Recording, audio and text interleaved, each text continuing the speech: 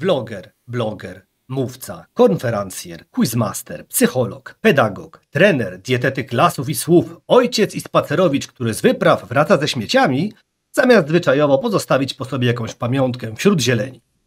To nie opis piłkarskiej reprezentacji Liechtensteinu, lecz krótkie przedstawienie mojego gościa. Na dywanik u złego ojca trafił Mikołaj Basiński, znany szerzej jako autor strony Szukam w lesie. Człowiek, który potrafi wrócić z głuszy, nie zostawiając za sobą śladów okruszków. A skoro już przy okruszkach jesteśmy, to dziś może natrafić na sporo sucharów. Witaj. Cześć, witam serdecznie, cześć. Na początek, jak bardzo nerwową osobą jesteś? Właśnie powiem tobie, że jestem stosunkowo spokojny, ale to się trochę zmieniło jakieś 6 lat temu, bo zostałem wtedy ojcem. Jak już jestem u ojca na dywaniku, to ci powiem tak od serca, że rzeczywiście staram się być jak najlepszym ojcem, ale niestety tych nerwów trochę się więcej pojawiło, kiedy się pojawił syn.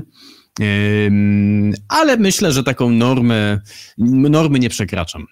Więc raczej określiłbym się jako człowiek spokojny z epizodami złości. Dobrze mówisz 6, ale chyba już 7 lat temu, bo z tego co kojarzę, to do szkoły poszedł. Tak, 7 lat temu, dokładnie 7 lat temu. No widzisz, nawet jesteś lepiej przygotowany ode mnie. No, na spokojnie, ale oczywiście tutaj chciałem rzucić sucharem, stąd ostrzeżenie przed nimi.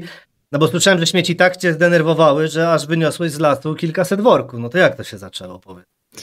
Tak, wyniosłem z lasu kilkaset worków. W tym momencie, jak rozmawiamy, to jest ponad 500 worków, co się przekłada na ponad 2 tony śmieci, bo je też ważę. Zaczęło się od wkurzenia, masz rację. Zaczęło się od wkurzenia tym, co w lasach możemy spotkać i czego jest dużo, czyli od śmieci. Kiedyś wybraliśmy się na taki leśny spacer z rodzinką i rzeczywiście tych śmieci wokół zobaczyliśmy sporo. I wtedy pomyślałem sobie, że tak nie może być i coś trzeba z tym zrobić i nie namyślając się za wiele, po prostu zaczęliśmy sprzątać. W ogóle wtedy byliśmy trochę przerażeni, bo wydawało nam się, że absolutnie nic jakby nie znajdziemy za wiele. A okazało się, że po takim sprzątaniu bardzo spontanicznym wynieśliśmy z krzaków 4 worki śmieci. No i wtedy ten problem jakoś mi zajaśniał i pomyślałem, że trzeba wziąć go na warsztat, a z racji tego, jak mnie pięknie przedstawiłeś, że mam również konferencjerskie tutaj doświadczenie zawodowe, zresztą pracuję jako konferencjer nadal, to pomyślałem sobie, umiem pracować z publicznością, umiem pracować z mikrofonem, to może weźmy ten temat ważny i po prostu go nagłośnijmy. No i tak to się zaczęło. Mówisz o początkach, ale musimy wrócić teraz do mojego przygotowania. Powiedziałeś, że przekroczyłeś 2 tony i 500 worków. Tak jest, 2 tony przekroczone o 200 kg mniej więcej i 500 worków, tak. 500, nie pamiętam dokładnie teraz jak to wygląda, 560 parę. A właśnie, bo chciałem powiedzieć, że to już wygląda na to, jakbyś zwolnił, bo tak wynotowane mam. Na TEDxie w 2022 mówiłeś o 1300 kg. Przez 2 lata, do kwietnia tego roku, urosło to do tych 2 ton i blisko 500 worków. To coś tak, jak już miałem wrażenie, że zaczynasz mniej tych śmieci wynosić, więc proszę tu mnie nie niepokoić. Ale dobrze, a skąd w ogóle u ciebie jest też takie zainteresowanie, które można zauważyć po twoich czy wpisach, czy też filmikach, dietetyką? Pewnie pijesz do tego, że odchudzam las i rzeczywiście takie skojarzenie mi się tutaj początkowo nasunęło, kiedy zacząłem sprzątać, bo pomyślałem sobie, że tak jak w naszym organizmie ta tkanka tłuszczowa jest, jej nadmiar przynajmniej jest niepożądany i próbujemy go zrzucać, spalać, tak i las można oczyszczać z takiej tkanki, jaką są śmieci. I dlatego postanowiłem je ważyć, żeby sprawdzić, ile tego niepotrzebnego materiału las obciąża i stąd właśnie takie porównanie do zrzucania tej wagi. W ogóle muszę ci powiedzieć, że to był początkowy pomysł na nazwę kanału. Waga lasu. Nie szukam w lesie, a waga lasu właśnie. A później gdzieś tam chciałem jednak mieć możliwość rozszerzenia tej działalności w przyszłości, żeby nie tylko te śmieci ważyć, ale też o lesie opowiadać w różny inny sposób i różnych innych inspiracji tam poszukiwać. Stąd zmiana nazwy i tutaj ukłon do mojej żony, bo to ona na nią wpadła i Szukam w lesie zostało. Dobrze, ale odchudzasz tak naprawdę nie tylko las, ale i słowa, bo kiedyś tak starałeś się to przedstawić jakby w formie rozwoju, a dokładnie, no w sumie jakiego rozwoju, co ja teraz mówię, nie wiem, patrzę na ciebie i coś się zacząłem, widzisz, stresować. No skracałeś słowa, no wymyśliłeś tą swoją wizję, że zmienimy estetykę na etykę. A tak, rzeczywiście, to też jest pewne odchudzenie, trzeba powiedzieć.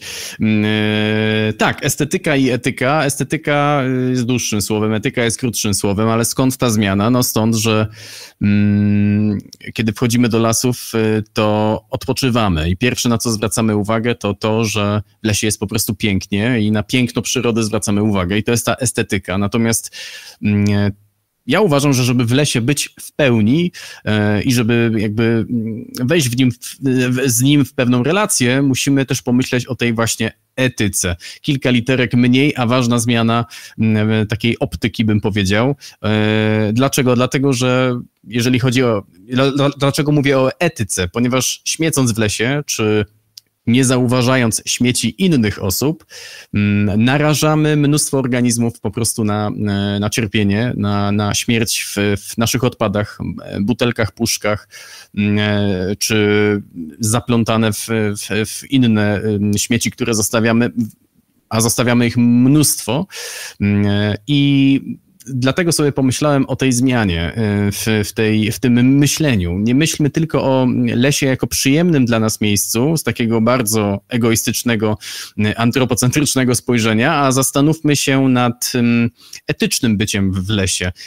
Śmieci to właśnie nie tylko problem estetyki, czyli tego, że jest nam nieprzyjemnie i brudno, ale i również problem etyczny, czyli po prostu uśmiercania organizmów. Kiedy tak zmienimy nasze myślenie, to się okaże, że wyniesienie nawet pojedynczej butelki z lasu ma sens. No tak, a jak sam powiedziałeś przed chwilką, czasami nie zauważamy tych śmieci. No to jeśli byśmy ich nie zauważali, to też nie mówilibyśmy o samym problemie estetycznym. No jednak widzimy je, ale co gorsza, po prostu je ignorujemy. To jest moim zdaniem większy problem niż sam fakt, że no, zwracamy uwagę na estetykę. No bo jeśli już zauważyliśmy, że śmieci jest, to przynajmniej jakiś pierwszy tam kroczek został wykonany, przynajmniej ten minimalny.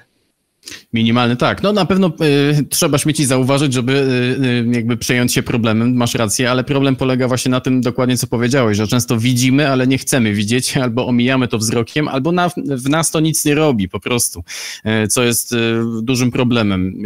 Jest takich wiele odpadów, nie wiem, czy też to zauważyłeś, ale na przykład chociażby w miastach, gdzie, nie wiem, widzimy niedopałki papierosów na ziemi, na chodnikach w ilości niebotycznych, widzimy wandalizm, widzimy pomazane ściany. Nie mówię tu o muralach jakichś ładnych, ale o graffiti wszędzie, o pomazanych przystankach autobusowych. Jakby przestajemy trochę tego zauważać. Jest tego tyle, że jakby znieczulamy się i traktujemy to jak taką tkankę miejską, tak może, wiesz, myślimy, że może tak powinno po prostu być, czy tak po prostu jest.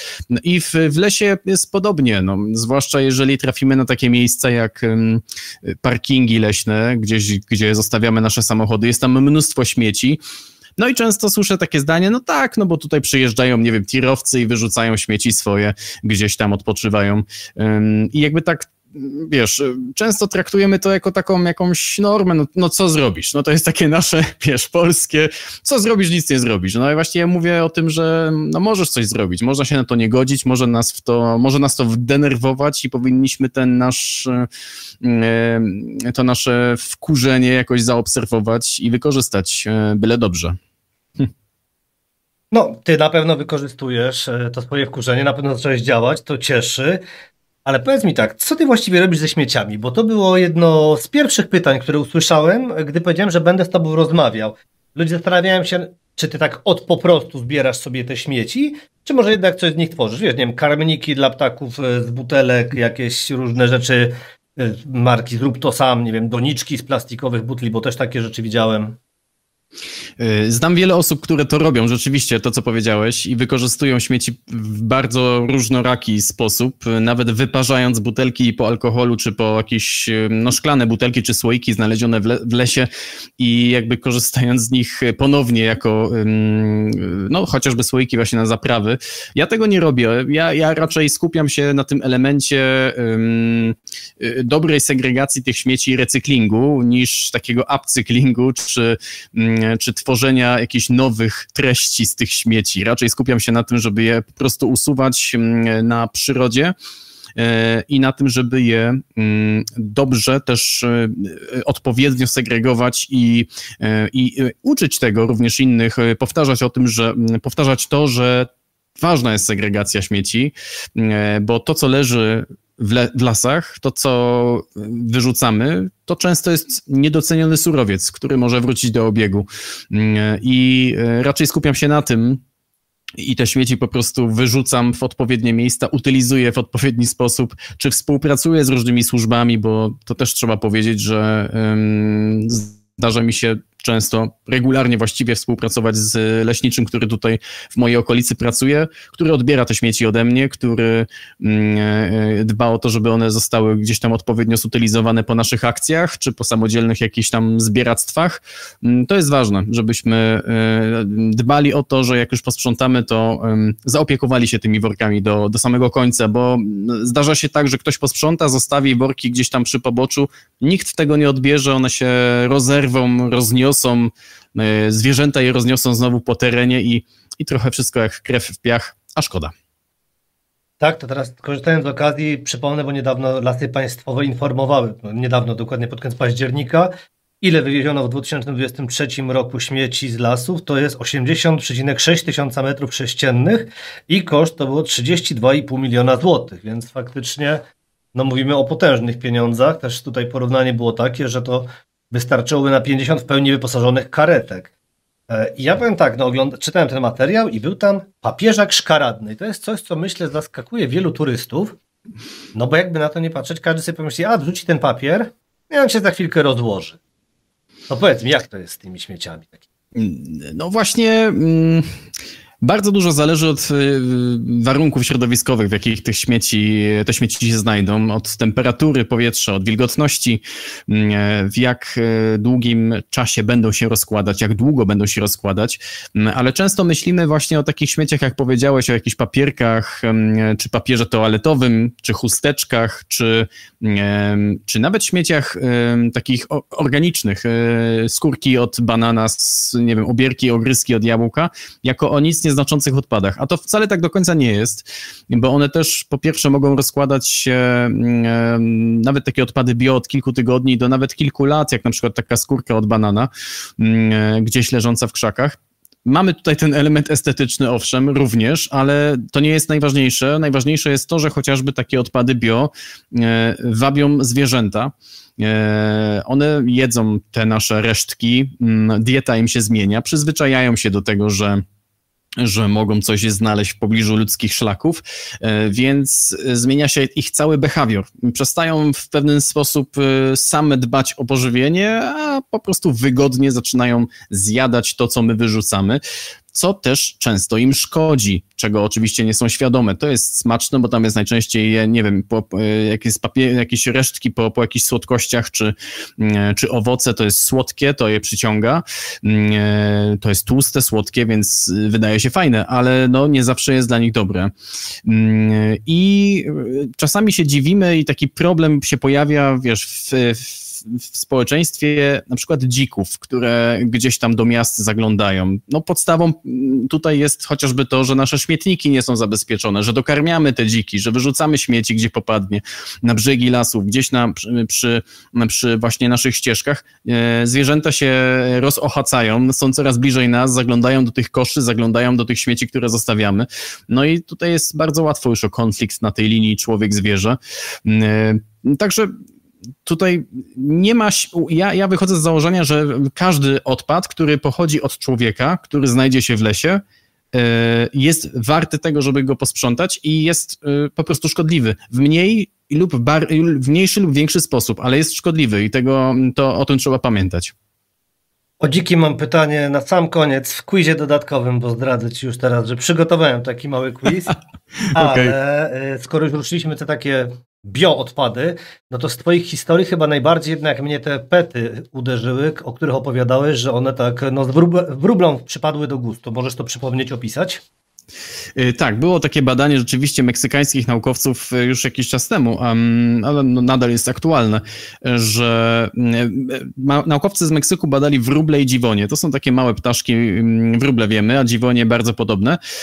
I okazało się, że te ptaki zbierają niedopałki papierosów, filtry papierosowe, porozrzucane przez nas na ziemi, po to, żeby wtykać je w swoje gniazdo. No i można byłoby się zastanowić, dlaczego to robią. Okazało się, że nikotyna zawarta w tych filtrach działa jak repelent i odstrasza z gniazda pasożyty. I to rzeczywiście działa. Ptaki nauczyły się, że to działa, więc zaczęły wykorzystywać bardzo intensywnie nasze niedopałki.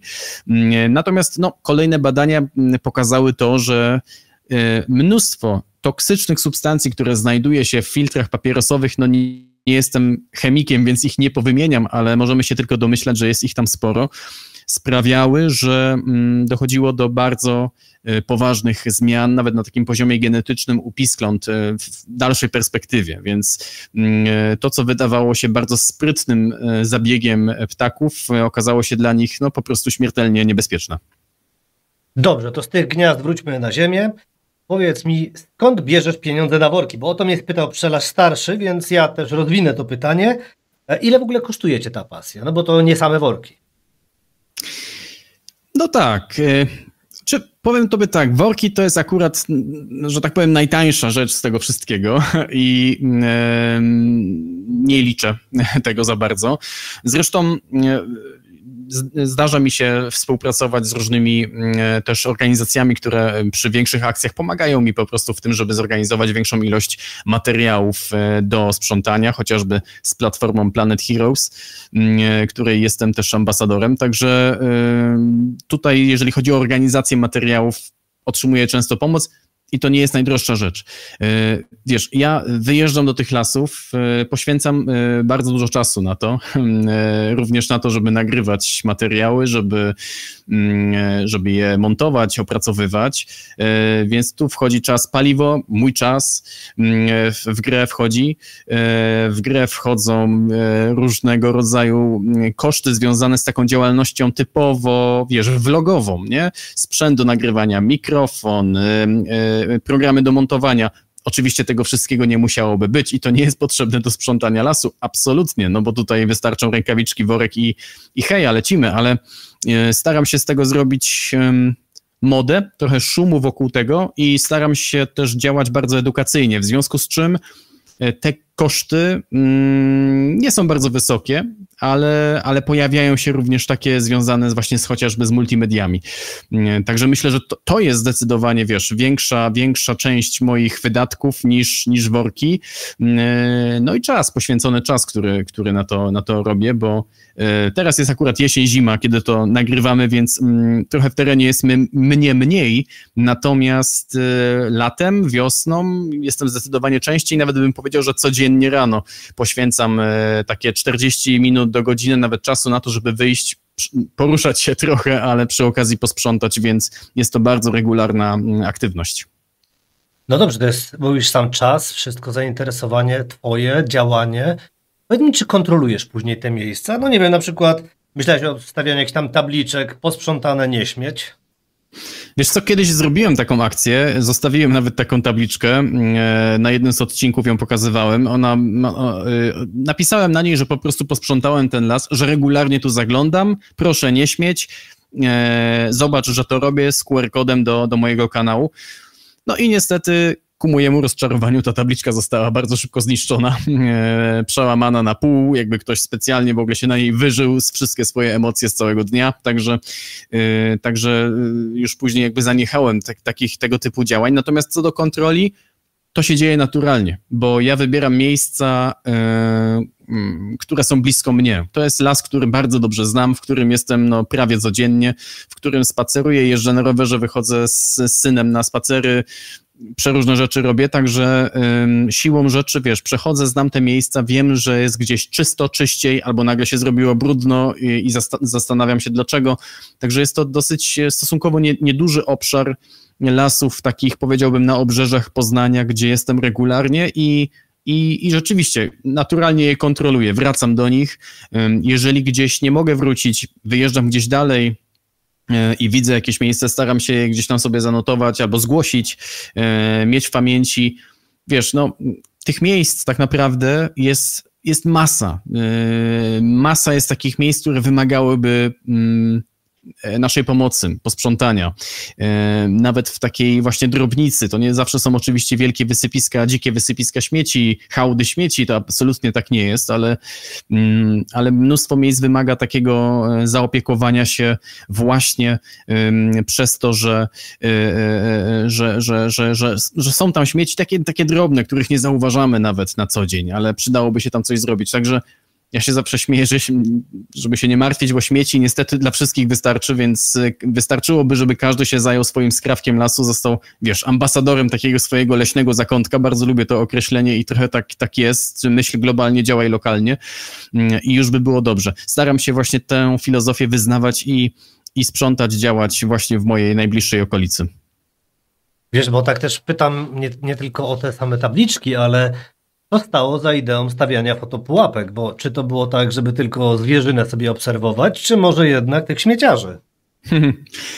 Tak, rzeczywiście temat fotopułapek gdzieś tam się pojawił w międzyczasie na moim kanale i powiem tobie, że inspiracja była zupełnie taka przyrodnicza na początku. Tak właściwie zostało, bo powiem tobie tak, ja wychodzę z takiego założenia, że i taką też staram się treść przekazywać do moich odbiorców, że przyrodę musimy najpierw poznać, żeby ją później polubić albo pokochać nawet i dbanie o nią przychodzi potem jakby samoistnie. Dlatego ja właśnie tą przyrodę chciałem poznać, tą lokalną przyrodę bardzo chciałem poznać.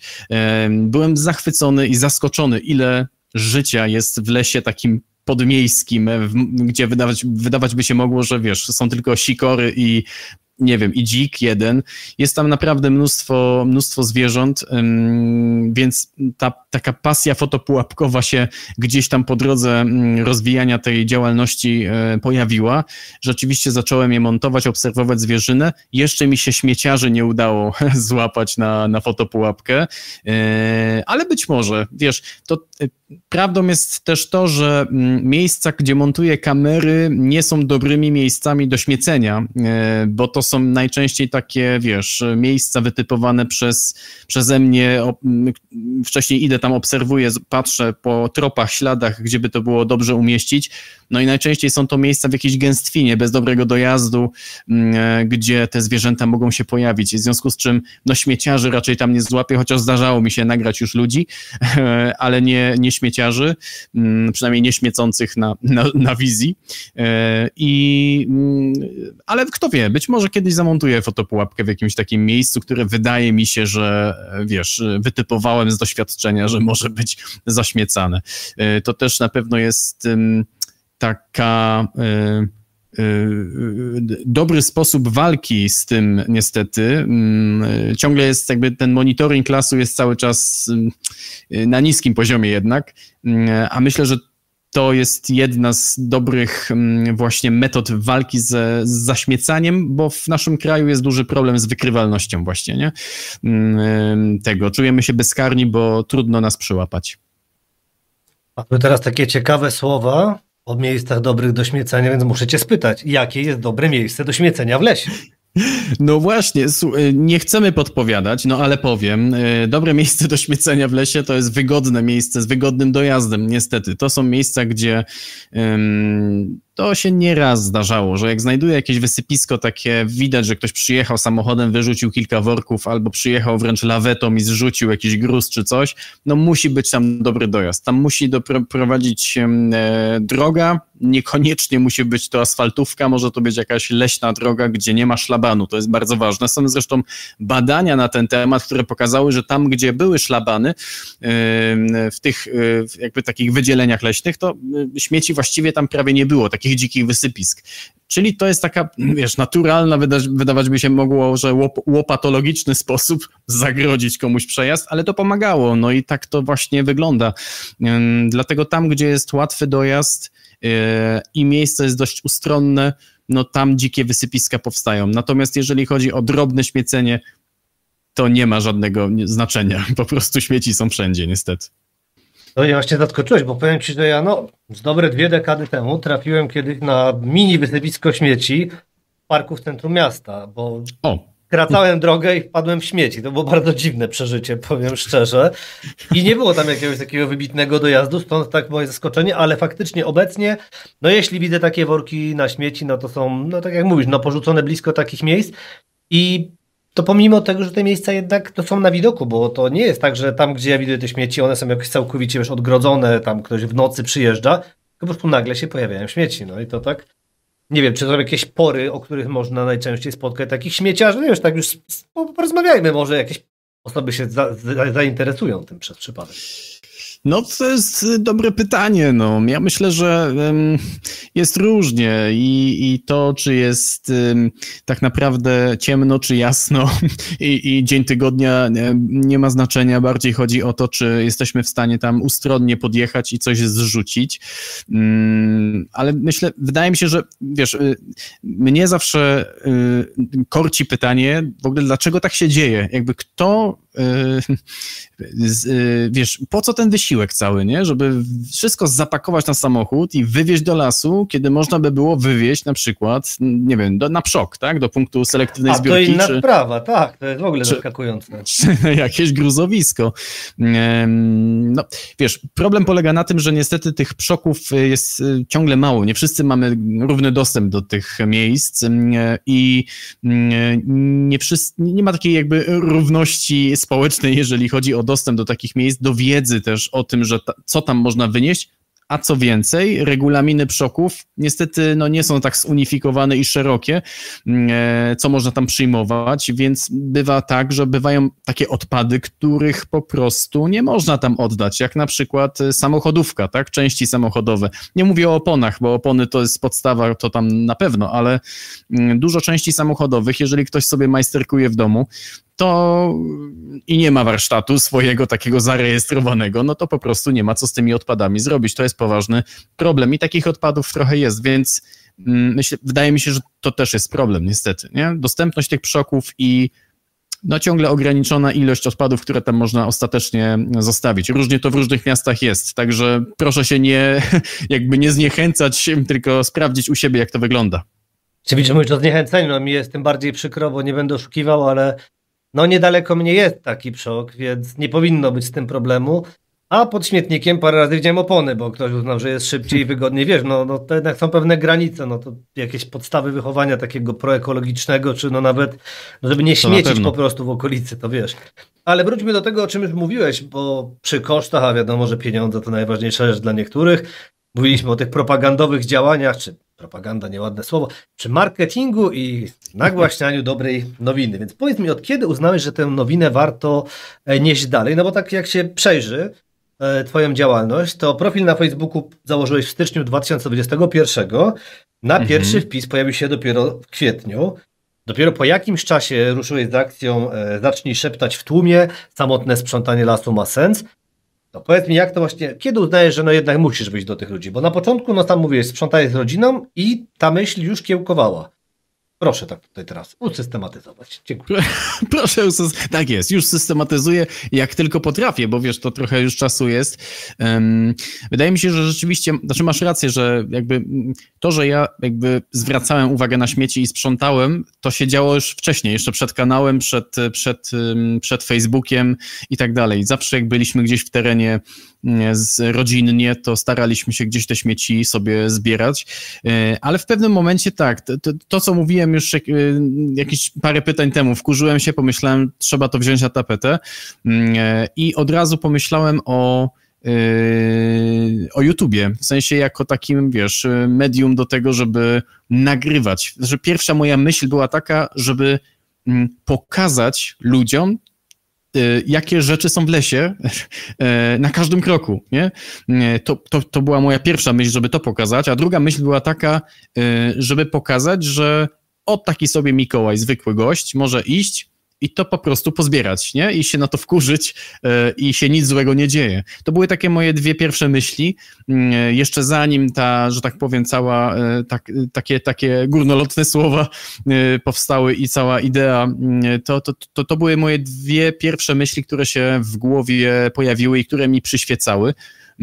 A później, wiesz, zacząłem bardzo się wciągać nie tylko w sprzątanie, ale właśnie w przyrodę lasu, biologię lasu. W ogóle ja nie jestem biologiem, to od razu podkreślam, bo jestem psychologiem z wykształcenia i pedagogiem a pracuję na co dzień jako konferencjer. Nigdy nie pracowałem w zawodzie psychologa tak naprawdę. Więc jakby z biologią nie mam wiele wspólnego, oprócz może biochemii mózgu na studiach, więc wiesz, to wszystko to, co wiem, to, co sobie zgłębiam, to jest jakaś taka pasja samouka, który gdzieś tam się w ten las zaczął zagłębiać, zaczęło mi to sprawiać coraz większą frajdę, coraz więcej odkrywałem w terenie rzeczy, których nie wiem, które chcę się dowiedzieć. Coraz większą frajdę sprawiało mi to, że już wiem i zwykły spacer po lesie zaczyna być bardzo ciekawy. Mogę o tym więcej opowiedzieć, mogę się w to zanurzyć, mogę opowiedzieć synowi, mogę opowiedzieć żonie, która tam raz słucha, raz nie, ale generalnie mogę o tym mówić. Także to mi się zaczęło bardzo podobać i się mocno wkręciłem, naczytałem mnóstwo książek, oglądałem, nasłuchałem mnóstwo rzeczy i tak to się jakoś, wiesz, zaczęło rozkręcać i gdzieś tam siłą rzeczy w pewnym momencie osiągnąłem pewien, jakby, wiesz, poziom wiedzy i doświadczenia, który pozwolił mi przekuwać to w jakieś fajne myśli, przekuwać to w teksty na Facebooka, przekuwać to właśnie w bloga, przekuwać to w TEDxa ostatecznie też, właśnie dokładnie tak jak wspomniałeś. Tak, także taka to była droga, powiedziałbym, samodzielnego siedzenia sobie w domu przy stosie książek i takiego, wiesz, zgłębiania tej wiedzy, nie? Tak mówisz teraz, że opowiadasz żonie, dziecku. Czy ty potrafisz rozpoznać, kiedy żonę coś jeszcze interesuje? Bo oboje mieliście pewne tutaj doświadczenia teatralne, więc muszę spytać. Tak, my się znamy rzeczywiście od liceum. Byliśmy w jednej klasie w liceum nawet, także ta znajomość jest już naprawdę długa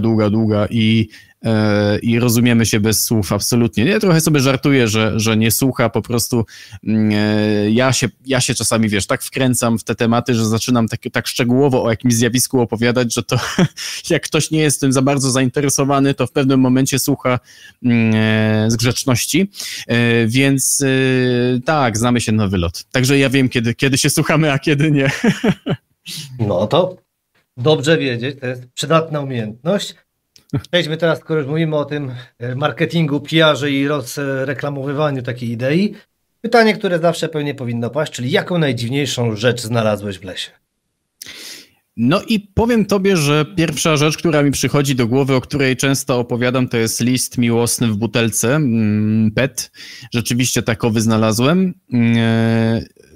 Dosłownie 3 strony zapisane maczkiem, gdzie była cała taka jakaś relacja młodej dziewczyny z wiele starszym facetem opisana. Znaczy, to był list jakby od niej do niego, więc trudno powiedzieć, czy został zakopany przez niego, czy został zakopany przez nią i nigdy nie dotarł do niego. W każdym razie bardzo się zdziwiłem, bo po prostu zauważyłem szyjkę od butelki PET, która wystaje z ziemi przy jakimś drzewie, nie pamiętam już nawet jakim. Podszedłem, wyciągnąłem ją, nawet nie była głęboko zakopana, w środku kartki, więc delikatnie tą butelkę rozciąłem, żeby zdobyć te kartki. No i muszę powiedzieć, że czytałem z wypiekami. Do teraz te listy mam i to było coś bardzo dziwnego, takiego oryginalnego, bo rzeczywiście w lesie można znaleźć absolutnie wszystko.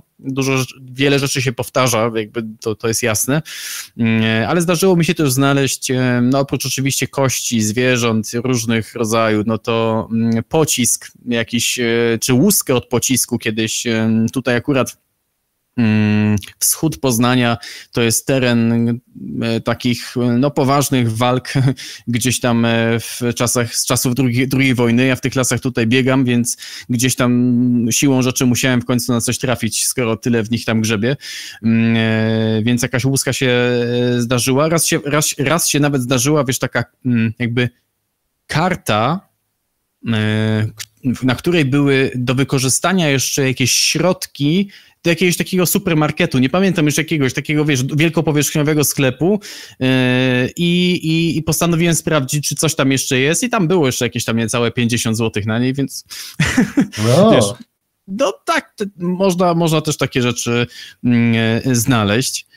A ostatnio na jednym z ostatnich filmów znalazłem w pobliżu cmentarza zresztą nagrobek poza murami cmentarza w lesie, bardzo stary, wkopany w ziemię, dosyć solidnie.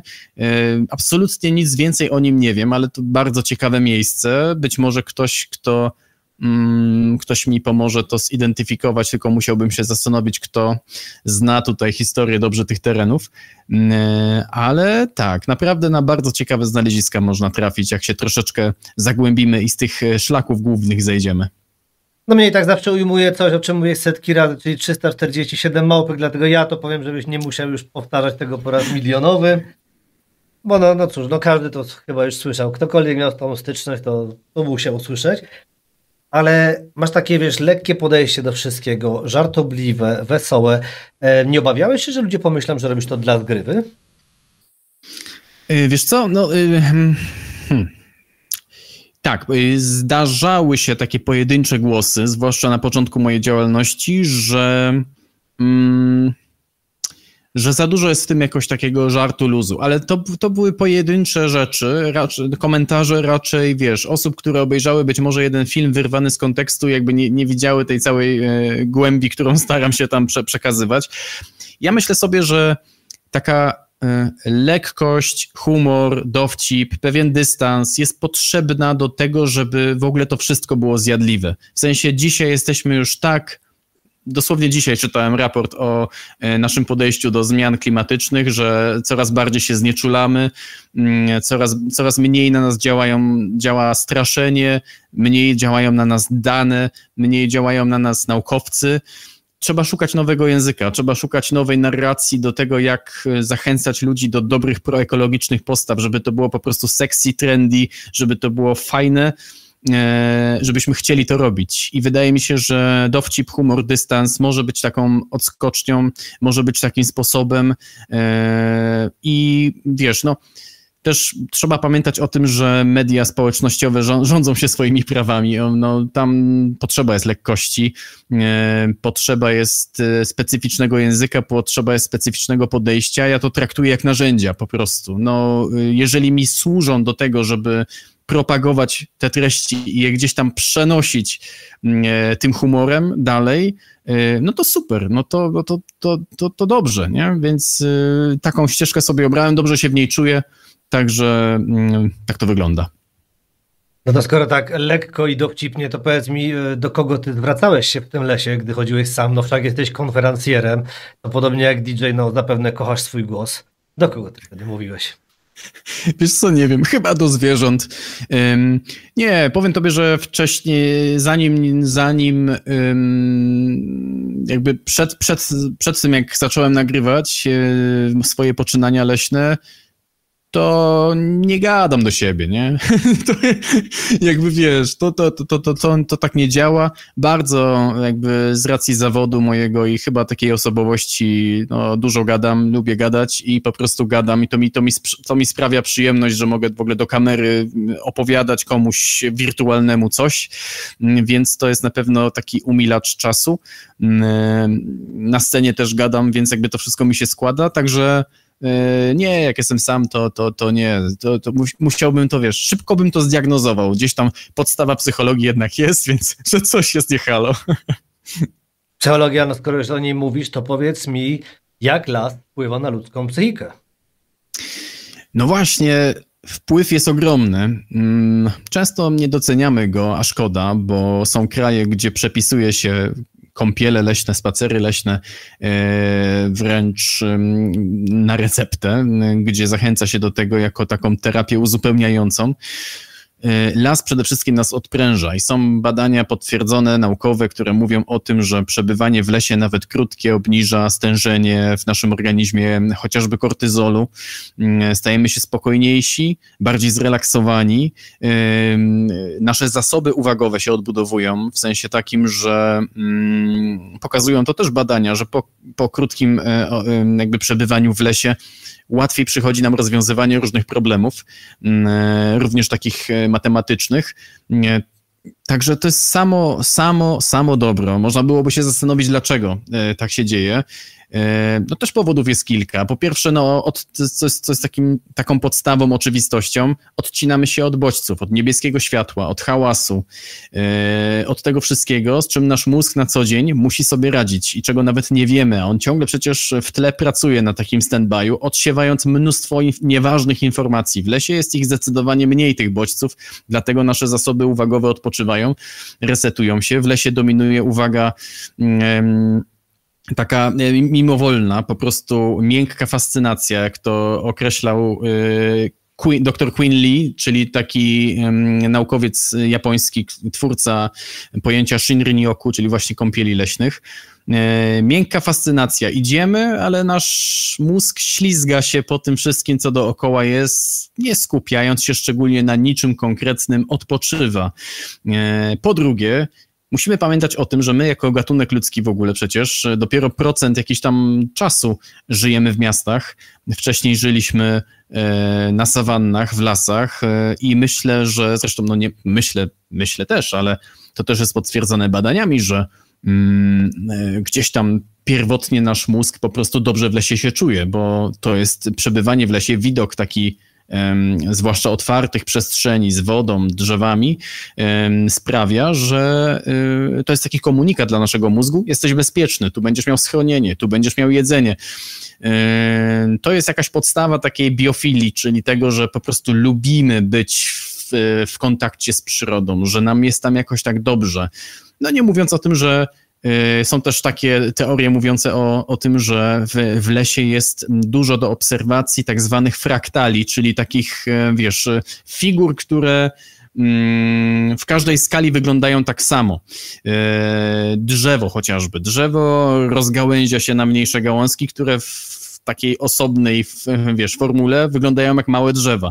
Jeżeli je podzielimy jeszcze na mniejsze, znów mamy mniejsze drzewka i tak dalej, i tak dalej, i tak dalej. Też są badania, które pokazują, że obserwacja takich fraktali nas bardzo relaksuje, a w lesie jest bardzo dużo takich form. Także samo dobro. Mówimy o psychice, ale tutaj jest jakby w ogóle cały temat jeszcze odporności, którego nie ruszyłem, a przebywanie w lesie przez fitoncydy, olejki eteryczne bardzo jakby pozytywnie wzmacniają nasz system odpornościowy. Także nawet krótkie przebywanie w lesie, 15-20 minutowe, sprawi, że możemy sobie bardzo pomóc. Czyli psychologię mamy z głowy, przejdźmy do kolejnego fakultetu, pedagogika. Jak przeżyłeś pierwsze dni Antka w szkole? No właśnie, widzisz, o to mnie nikt nie zapytał. Dziękuję ci za to pytanie. Tak, Antek poszedł do szkoły i dobrze, wiesz co, ja się bardzo cieszę, bo to był taki moment, w którym poczułem, że on jest, kurczę, już takim dojrzałym chłopakiem. To już się skończyły takie przedszkolne czasy, gdzie się tylko bawimy, śpiewamy piosenki, biegamy i niby tam jakieś literki, ale tam kogo to jeszcze obchodzi. Tutaj się zaczęło już poważniej. No, my też to odczuwamy w domu, nie powiem, że nie, bo przybyło nam takich tutaj też obowiązków w związku z tym.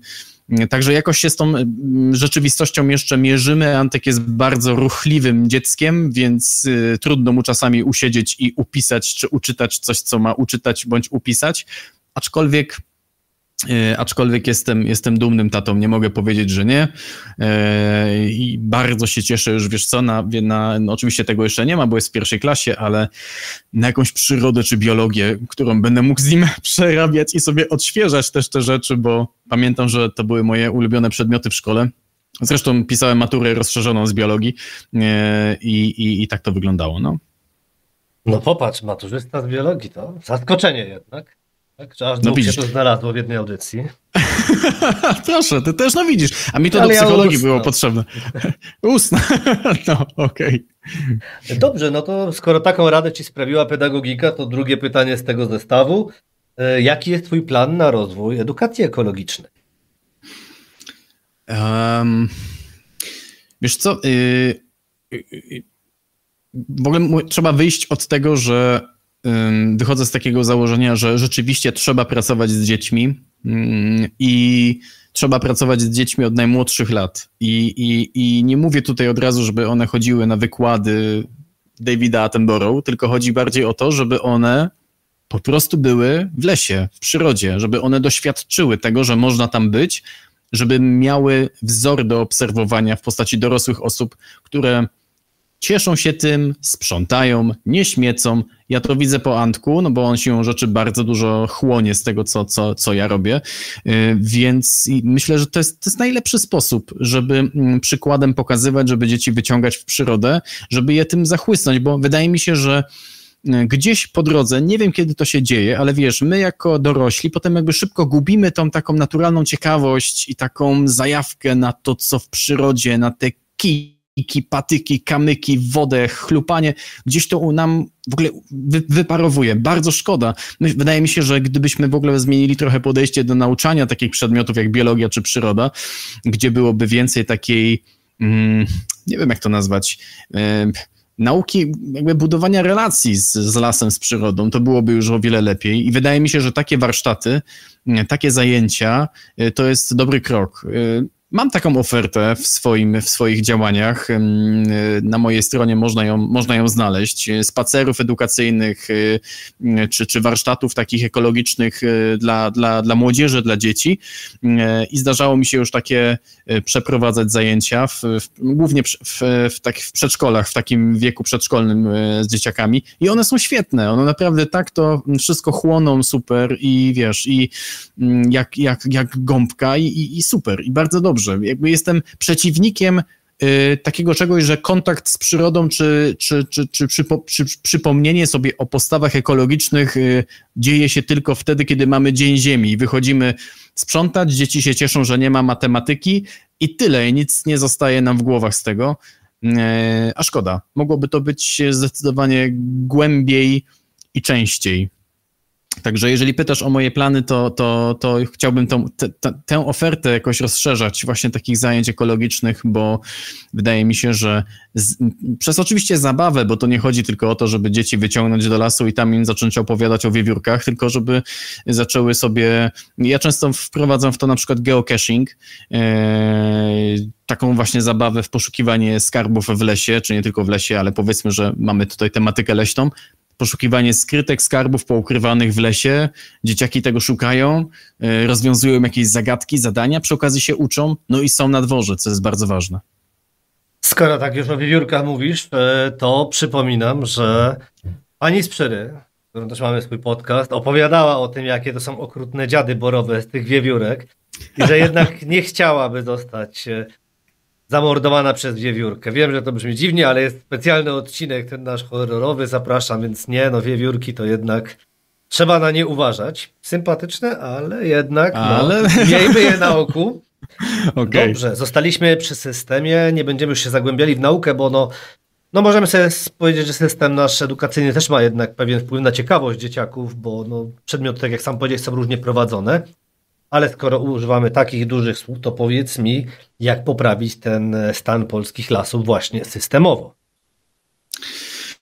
No właśnie, systemowo, tak, bo to dobrze, że o to zapytałeś, bo to też jest jeden z zarzutów, który się pojawia przy mojej działalności, że nie tędy droga, tak, że powinniśmy właśnie działać systemowo. Ja zawsze odpowiadam, w sensie jak najbardziej. Ja jestem za tym, żeby rozwiązywać problemy systemowo związane z naszymi lasami, ze śmieciami w naszych lasach. Powinniśmy to robić, ale te działania systemowe, odgórne powinny się łączyć z tymi oddolnymi, bo śmieci jest tyle, że jakby nasze postawy są takich pojedynczych osób są bardzo ważne, żeby budować taki, wiesz, kapitał społeczny, dawać dobry przykład, edukować młode pokolenie, więc absolutnie się z tym nie zgadzam, że takie działania pojedynczych osób są nieważne, są absolutnie bardzo ważne, wielokrotnie o tym mówię na moich filmach i gdzieś tam w mediach społecznościowych, także to jest ważne, ale przy tym oczywiście zmiany systemowe też są ważne. Ważne jest to, co już wspomniałem, zwiększenie chociażby wykrywalności tych przestępstw, bo tak trzeba to nazwać, czy wykroczeń, bo czujemy się dzisiaj bezkarnie. Kary za śmiecenie ciągle są dosyć niskie, ale nawet jak je podniesiemy, no to znowu ta wykrywalność jest tutaj ważna. Edukacja jest ważna. Ważne jest to, żeby hamować, myśleć szerzej, bo skąd te śmieci są wszędzie? No z nadmiaru, który produkujemy, konsumujemy, kupujemy, no i gdzieś wydalamy. No tak to działa niestety, więc myślenie systemowe polega też na tym, żeby ten nasz konsumpcjonizm ograniczać, żeby cieszyć się wystarczająco dobrym życiem, jakby to powiedział Ryszard Kulik, bardzo fajna książka, zresztą polecam, więc myślę sobie, że to jest to podejście systemowe, nie?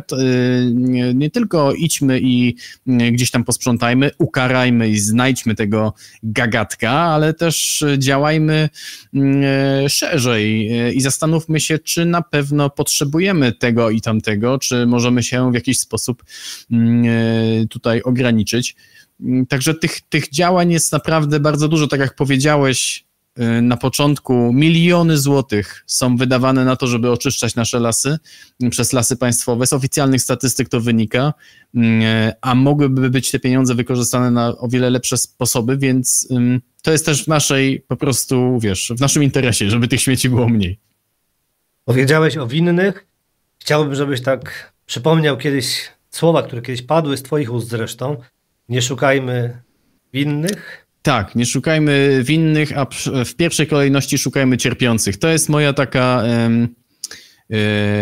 że tak powiem, motywacja, która pozwala mi jakby się nie poddawać i rzeczywiście sprzątać, bo słyszę takie zdanie często, że no, ktoś idzie przez ten las, widzi te śmieci, no i pierwsza myśl jest taka, ale ktoś tu nasyfił i teraz trzeba gdzieś to zgłosić i teraz ktoś ma tutaj, przyjechać i to posprzątać. I idzie dalej, nie? Dużo ktośów, dokładnie. A nie z powodu, jak to zresztą mówiłem na TEDxie katowickim, jest tak, że jeżeli chcemy, żeby została wezwana karetka do kogoś, to trzeba wskazać konkretną osobę i powiedzieć, proszę zadzwonić pod 99 tam ileś, czy 112 i tak to wygląda, dokładnie, więc za dużo ktośów. I kiedy moja pierwsza myśl jest nie kto winny, a jak ja mogę w tej sytuacji pomóc, nie? Kto tutaj jakby cierpi z powodu tej butelki, puszki, która leży na ziemi, a tych stworzeń jest mnóstwo, więc to jest moja motywacja, nie? Ja podnoszę tą butelkę, usuwam to zagrożenie i usuwam jakby niebezpieczeństwo, przynajmniej na pewien czas, ale myślę sobie, że życie leśne jest tak bogate, którego na pierwszy rzut oka nie widać, że nawet jak nam się wydaje, że to nic nie zmienia, że ta butelka znika, to uwierzcie mi, że zmienia. Naprawdę. Myślę, że przerobiliśmy już większość słów, którymi cię przedstawiłem, bo i vloger, i bloger, i konferencjer, psycholog, pedagog. No ale nie było quizmastera. Czy zorganizowałeś już jakiś leśny quiz? Tak. Zorganizowałem leśny quiz. Ja w ogóle wykorzystuję tą taką, formę gamifikacyjną do tego, żeby, zwłaszcza z dziećmi, ale dorośli się równie świetnie bawią przy quizach i nawet czasami lepiej niż dzieciaki. Zdarzało mi się organizować takie rzeczywiście leśne quizy dla różnych klientów i powiem tobie, że to jest tak, że ja zadaję tam pytania dotyczące ekologii, dotyczące lasów, ale na takim poziomie bardzo prostym. Ludzie się świetnie bawią, konkurują w drużynach, odpowiadają na pytania, a równocześnie przemycam te treści edukacyjne. I to jest właśnie to, o czym przed chwilą rozmawialiśmy, czyli bawimy się, ale również uczymy. Mamy jakąś, wiesz, rywalizację, więc coś można wygrać, coś się dzieje, ale równocześnie, równocześnie poznajemy tą przyrodę i jest taka przestrzeń na refleksję. Także tak, zdarzało mi się już organizować takie quizy. Dobrze, to teraz tak. Przed nami pozostał jeszcze taki szybki quiz, suchy niczym poszycie leśne w upalnym sierpniu. Nim do niego dojdzie, to proszę wszystkich, wiadomo, subskrypcje, polubienia, gdziekolwiek słuchacie naszej rozmowy. No i może pójdźcie po wodę, bo teraz nadchodzą pytania. Okej, dawaj. Kim jest leśny dzban? Leśny dzban to jest osoba, no i mi nie wypada inaczej powiedzieć, ale jest to osoba, która po prostu śmieci. Śmieci i to śmieci bardzo świadomie, bo leśnym dzbanem nie jest osoba, która gdzieś tam, wiesz, której wypadnie papierek, nawet tego nie zauważając, ale osoba, która śmieci z premedytacją. To naprawdę jest leśny dzban. Dobrze, tak. Tym bardziej, że pytałem kim, bo gdybyśmy pytali czym i tu jest ten dowcip, jest taki napój procentowy i oczywiście tak, celowo tutaj tak to zaszyliśmy. Drugie, to już powiem, będzie abstrakcja. Najkrótsza leśna bajka o naleśniku. Najkrótsza leśna... Proszę pana, to są lata 90, to jest ten poziom dowcipu tu będzie. Najkrótsza leśna bajka o naleśniku. Leśnik. Leży leśnik na leśniku. Proszę pana, to jest bardziej rozbudowane. Okej, dobra. Tego nie znałem. Mówisz, że to są lata 90? Tak. To ja jestem podstawówka wtedy. No to tak. Dobrze, to kategoria szwedzkie porzekadła. To znajduje się w obietnicy przesadzonej, wręcz bez pokrycia. To jest autentyczne przysłowie. Tak, to jest autentyczne przysłowie. Nie będę go cytował po szwedzku, bo nawet go nie zapisałem, ale powinieneś wiedzieć. Co znajduje się, jeszcze raz powiedz? W obietnicy przesadzonej, wręcz takiej bez pokrycia. Jak u nas są, wiesz, Złote Góry. Okej. Nie wiem. No, nie wiem, oświeć mnie. Złoto i zielone lasy. Widzisz, dlatego tak to dla ciebie. Tutaj, żebyśmy na chwilę z przysłowiami zrobili przerwę. Dlaczego piłkarska reprezentacja Polski uważana jest za najbardziej leśną? Dlaczego? Jest najbardziej leśna nasza reprezentacja, ponieważ gryzie trawę. Nie, bo wszędzie wozimy drewno, ale był dobry kierunek. To takie złośliwe oczywiście, nie w życiu. Nie, absolutnie, nie, to przecież tak, między nami. Dobrze. Tutaj też będzie takie poważniejsze, no ale dałem go do działu sucharów. Chińskie przysłowia, jak opisać wystawną ucztę? W 4 słowach. Ale to ma związek z lasem też? Oczywiście, dlatego są takie pytania. Chińskie przysłowie, jak jeszcze raz ucztę wystawną opisać? Tak, wystawna uczta, to jest w 4 słowach ujęte, to jest w 4 polskich, bo nie wiem jak... No. To ciekawe. Nie mam pojęcia. No. Winne jezioro, mięsny las. O, ciekawe. No wiesz, podzielić. Mięsny las, to prawie jak mięsny jeż. Wiesz, tak, powiem ci, że dokładnie. Dziękuję, cieszę się, że nie tylko moje myśli błądzą w tak chorych kierunkach. Dlatego ostatnie, czyli klasyka. O co nie należy pytać dzika, jeśli chcemy podkreślić, że coś jest oczywiste? Czy sra w lesie? Dokładnie, już to czy defekuje, ale zgadza się. Powiem, bardzo ładnie ci poszedł test. Bardzo ci dziękuję za tę rozmowę. Mam nadzieję, że do tego momentu, tego testu ostatecznego, była ona rozmową edukacyjną i atrakcyjną. Dziękuję ci i do następnej razy. Dzięki wielkie. Do zobaczenia.